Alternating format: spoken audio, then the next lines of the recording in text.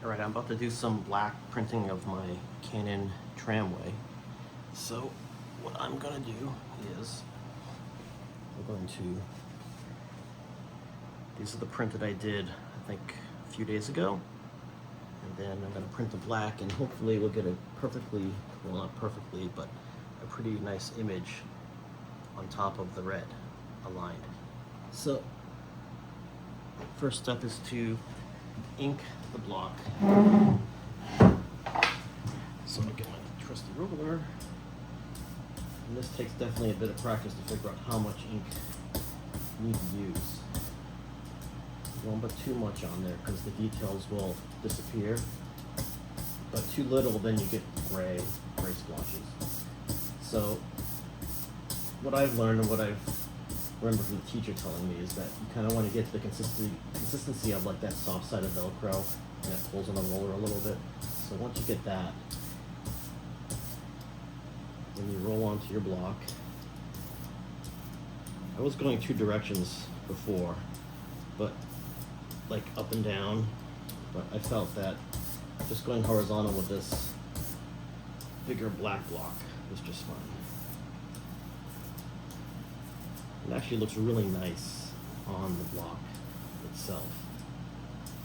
That carved piece of rubber is a piece of art as well. So you can see it's inked up. So I put it into this registration jig that I got online. It's just a 3D printed 90-degree corner with a mat board taped on it to get the exactly where I want it to be. And this is the most important part, is getting this absolutely aligned and square. So I push the block into the corner and make sure it doesn't move. Then I take this one, and I carefully place it into the corner without trying to move anything.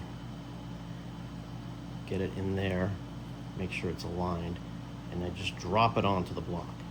The reason why I don't want to push it is because it grabs that upper corner.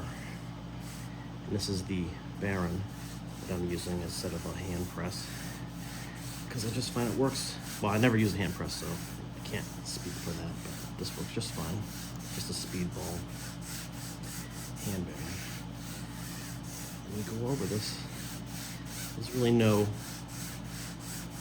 real rule about how much you need to press, but obviously if there's enough ink on there and you put a steady pressure around the whole block, I tend to kind of overdo it a little bit. And what you can do is you can always pull up the block, pull up the paper and check and see if you got enough ink on there, but I find it hasn't been necessary lately. I do have some drying retardant in the ink because it's a little dry with the air conditioning on. So I'm just trying to make sure I press equally all around because it's a pretty big black area. Okay. All right, so now moment of truth. When I pull it out, hopefully I got a nice aligned image. I'll place that there, pull this up.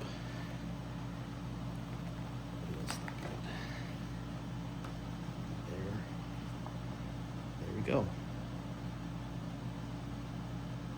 So this is just enough ink on there. There's like a little gray spots on there, but it's not bad. I'm happy with that. I'll just do that a bunch more times. All right, thanks for watching.